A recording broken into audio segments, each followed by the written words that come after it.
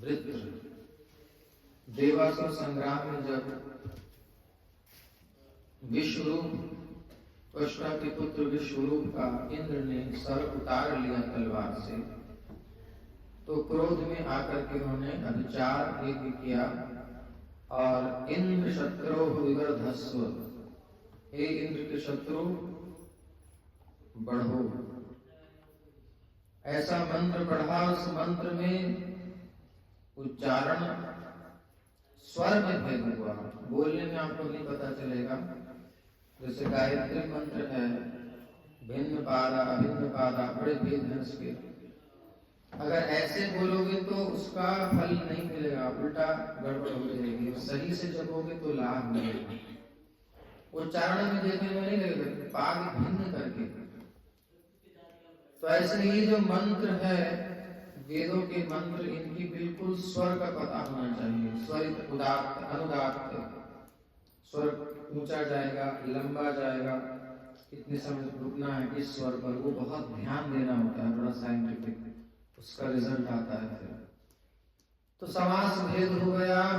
और इंद्र का शत्रु नहीं, बल्कि इंद्र जिसका शत्रु है वो उत्पन्न हो गया। इंद्र जिसका शत्रु है। और इस प्रकार से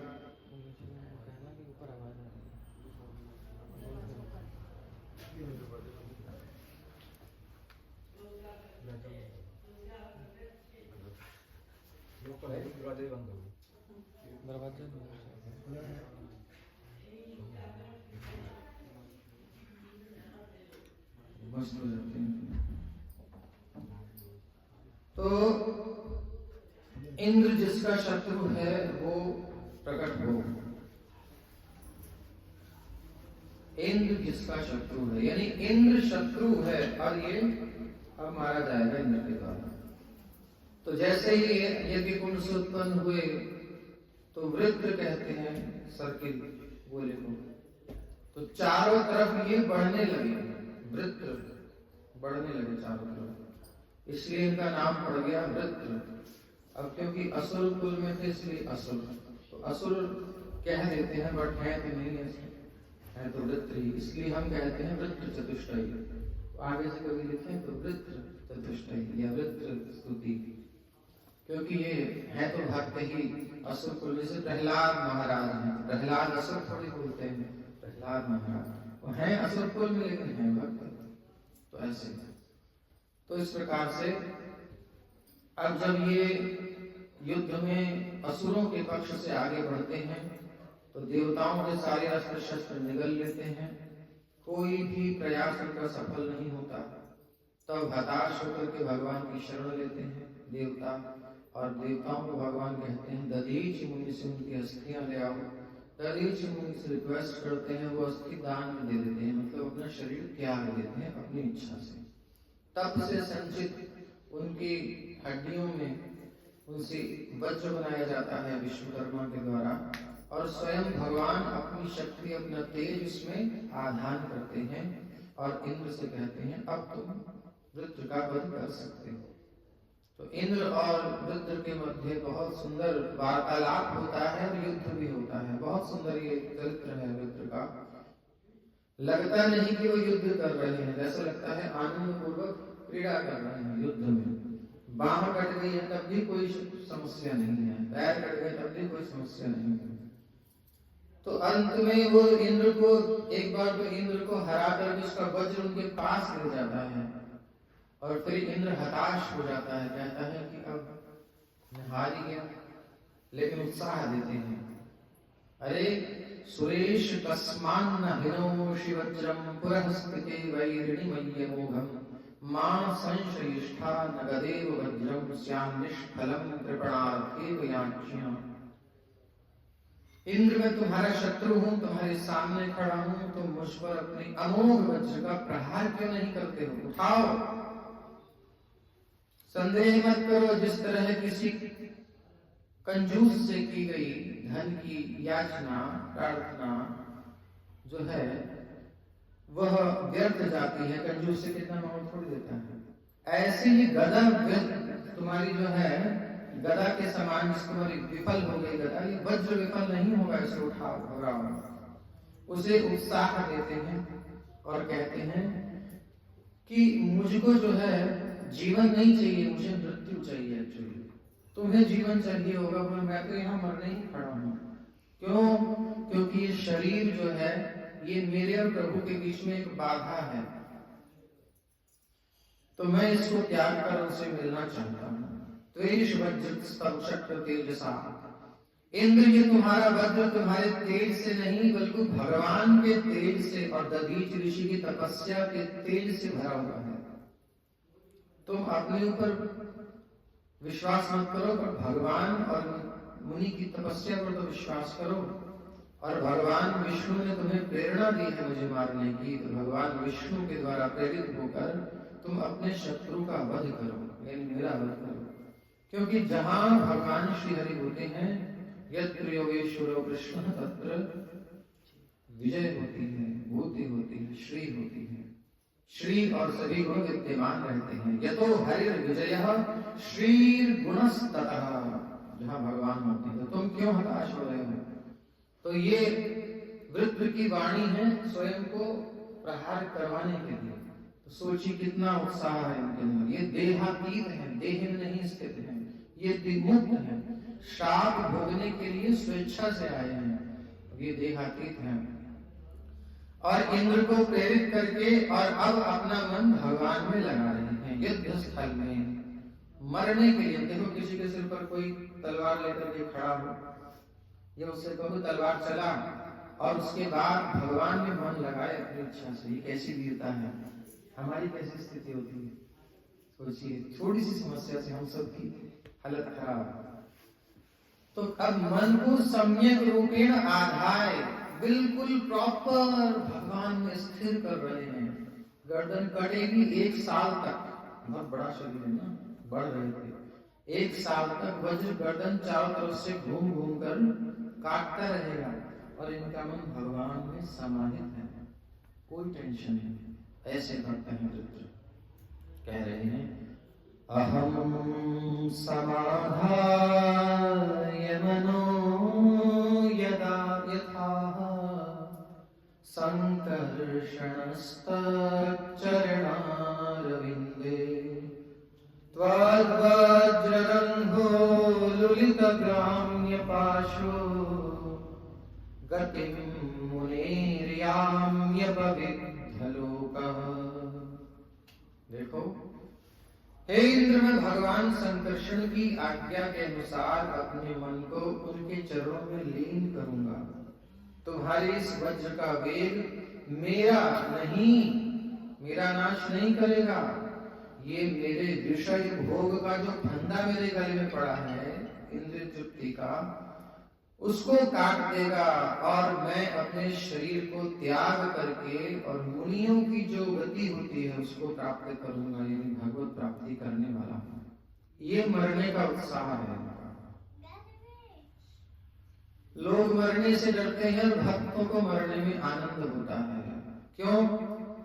क्योंकि कब मरी हो, कब भेंटी हो, कब हम मरेंगे और कब अपने प्रियतम श्याम सुंदर से मिलेंगे।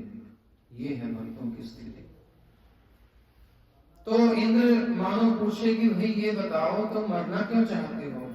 इंद्र, तुम स्वर्ग क्यों चाहते हो? स्वर्ग में तो एंजॉय है, सुख है, समृद्धि है, भोग है। तो रुद्र कहते हैं इंद्र, बात ऐसी है कि भगवान अपने भक्तों को ये तुच्छ विषय भोग नहीं देते, जिसको बहुत प्रेम करते हैं। पुंसां किलैकां तधियां स्वकारां याः संपदो दिवि भूमौ रसाया नराति यद्वेग उद्वेग आधिर् मदः कलिर्व्यसनं संप्रयासः।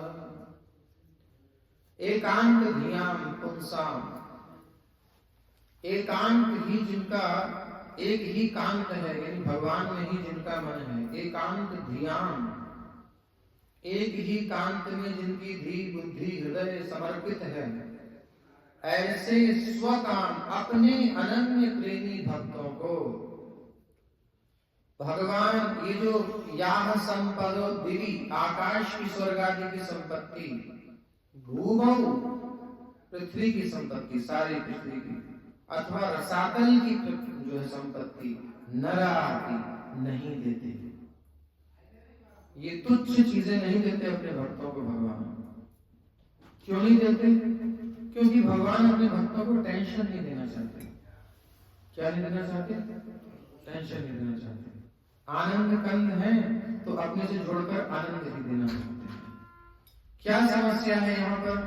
इंद्र तुम जानते तो हो लेकिन भूल जाते हो। यद द्वेष, तुम्हारे स्वर्ग में द्वेष है कि नहीं? इंद्र का सर नीचे हो जाता है। जब भी कोई तपस्या करता है, यहाँ किसकी गद्दी हिलती है? इंद्र की। क्या होता है? इंद्र को द्वेष होता है, कहीं मेरा स्वर्ग ना हथिया ले। स्वर्ग में भी कोई बहुत पुण्य करके जाता है, उसको देख करके कम पुण्य वाले के अंदर द्वेष होता है, उद्वेग होता है, अंदर कष्ट होता है। और आदि मन में, हरे कृष्ण, तो मन में जो है इनके कष्ट होता है, परिश्रम होता है, मानसिक टेंशन होती है, लड़ाई होती है इस भोग के लिए। कली लड़ाई झगड़े होते हैं बहुत सारे, इस प्रॉपर्टी के लिए लड़ाई होती है पूरी दुनिया में, वर्ल्ड लेवल पर, बड़े स्तर पर और छोटे स्तर पर, व्यक्तिगत और विश्व के स्तर पर लड़ाई होती है। हरे कृष्ण हरे कृष्ण, हरे राम राम राम। सुंदर वेश लगा। तो कली यानी लड़ाई झगड़े होते हैं इस चक्कर में। व्यसनम संप्रयास, और इसमें आदमी व्यसनी हो जाता है, एडिक्शन हो जाता है। कष्ट भोगने के बाद भी त्याग नहीं पाता है। इतनी सारी चीजें जो हैं इस संसार की प्रॉपर्टी में है, चाहे वो पृथ्वी की हो, चाहे स्वर्ग की हो, चाहे रसातल की हो। और हमारे प्रभु जो हैं अपने जनों को शक्र हे इंद्र, हमारे स्वामी अपने भक्तों को धर्म अर्थ और काम की प्राप्ति के जो प्रयास है, अगर कोई करे भी, उनके अपने भक्त जो अनन्य भक्त हैं, जिनको भगवान के सिवा कुछ चाहिए ही नहीं, उनकी बात हो रही है। हम सबको तो कुछ और चाहिए, तो हमारी टेंशन नहीं, हमारे साथ ऐसा नहीं होगा, डरना नहीं। जिनको केवल कृष्ण चाहिए, केवल गोविंद चाहिए, उनके लिए तो हमारे जो स्वामी है, यानी अपने भगवत अपनी अपनापन दिखा के कहते हैं कि हमारे प्रभु हम जैसे अनन्य भक्तों को, अपने भक्तों को, अगर वो कभी प्रयास भी करें धर्म अर्थ काम मोक्ष के लिए, तो भगवान क्या कहते हैं? निष्फल बना देते हैं प्रयास उनका, सफल ही नहीं होते, वो सक्सेसफुल ही नहीं होता उनका काम। क्यों? क्योंकि इस प्रकार से वो संसार से उनको बचाते हैं। क्यों बचाते हैं? क्योंकि संसार में भी पीछे क्या चीज थी? कली थी, टेंशन थी, झगड़े हैं, द्वेष है, मानसिक समस्या है, बहुत सी चीजें बचाते हैं। और कहते हैं इसलिए अब तुम उसको लो, तुम्हें टेंशन चाहिए तो लो, बार बार स्वर्ग से चिंता है, बार बार निवेदन करते हो, फिर बैठते हो, फिर कोई असुर आके उतार देता है, यही चलता रहेगा तुम्हारा।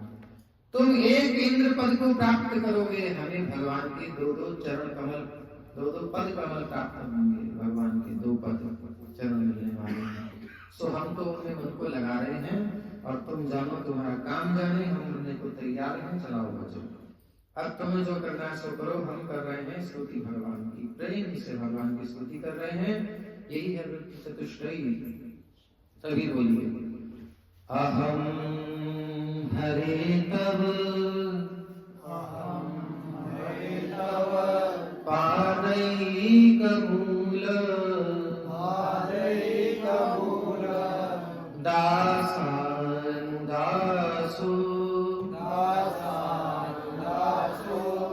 भवितास्मि भूयः मनः स्मरेता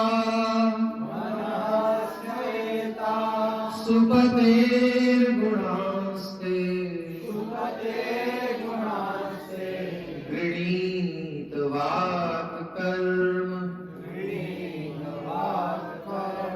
करोतु कायः। अब भगवान से बिल्कुल पर्सनल डिस्कशन चल रहा है, एकांतिक वार्तालाप चल रहा है कि हे प्रभु अहम, हे हरे अहम तव, हे हरि मैं तो आपका हूं। भगवान कहते हैं हाँ तो मेरे हो, मैं जानता हूं, क्या कहना चाहते हो? बोले तब पादैक मूल, आपके जो चरण कमल हैं यही मुझे चाहिए। बल्कि चरण कमल का जो मूल है, बिल्कुल तला, बिल्कुल चरण तलों के नीचे, पादैक मूल, यहां पर मैं रहना चाहता हूं। मूल मतलब बिल्कुल नीचे, पीछे। कैसे? बोले आपके चरणों में जो रहने वाले आपके सेवक हैं, आपके प्यारे प्यारे भक्त हैं, जिनको आपसे लगाव है, आपसे ही लगाव है, जो आपके अनन्य भक्त हैं, वो जो है दासानुदासो, दासानुदासो, जो आपके चरणों के दास हैं। जब हम दीक्षा लेते हैं तो क्या नाम मिलता है? दास शब्द मिलता है। भगवान का कोई नाम देते हैं और उसमें दास। माताएं हैं तो रानी में कोई नाम और फिर उनकी दासी, तो दास और दासी सेवा का पद मिलता है। अब हम क्या चाहते हैं? भगवान कहते हैं दास बनना चाहते हो, मेरा डायरेक्ट चरण तल में रहने की इच्छा है। बोले डायरेक्ट सेवक नहीं बनना, मैंने देख लिया बनकर। भगवान से डायरेक्ट संपर्क इतना अच्छा नहीं है, बड़े रिस्क हैं। कहाँ रहे फिर? बोले दासानुदासो, दास का की जो दास है, का दास का दास का दास, अंत में चरण मूल में पीछे जाकर के जहां मुझे नंबर मिले, आपकी परंपरा में, यानी इसको ये समझिए जो हमारी वैष्णव परंपरा है, इस परंपरा में हम लोग दीक्षा लेते हैं तो हम दासानुदास ही तो बन रहे हैं। तो यानी मुझे अपनी परंपरा में, भक्तों की परंपरा में कहीं नीचे स्थान दे दीजिए। दासानुदासो भवितास्मि भूयः, मैं दासों का दास बनूं, बस यही मेरी अभिलाषा है। इस प्रकार से दास बनकर क्या करोगे? हमारे तो बहुत सेवक हैं, कोई समस्या है नहीं, हमें कोई आवश्यकता नहीं है, मुझे भगवान पूर्ण काम है, आपका काम है, उनकी अनंत शक्तियां हैं, सब कार्य होते रहते हैं। तुम क्या करना चाहते हो मेरा सेवक बन के?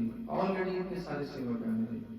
बोले प्रभु मनः स्मरेता सुपते गुणास्ते, ये जो मेरा मन है, ये मेरा मन आपका स्मरण करता रहे, यही मुझे वरदान दीजिए।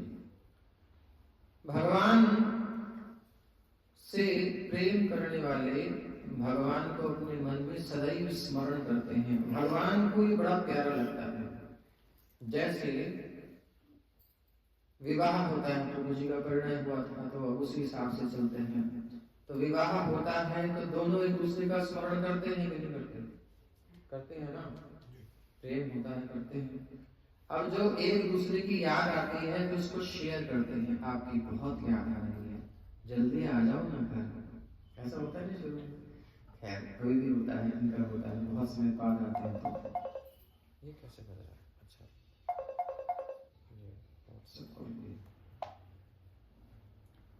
तो स्मृति, स्मरण, याद आना, ये प्रेम का लक्षण है। तो भगवान की स्मृति, तो जैसे पति की स्मृति पत्नी करती है, ये जी कब आ रहे हैं, बहुत टाइम हो गया, मैं प्रतीक्षा कर रही हूँ आपकी। तो ऐसे ही मानो भगवान से कह रहे हैं कि हम सदैव आपका स्मरण करते रहें और इसी प्रकार आपके प्रेम में पगे रहिए, डूबे रहिए। मनः स्मरे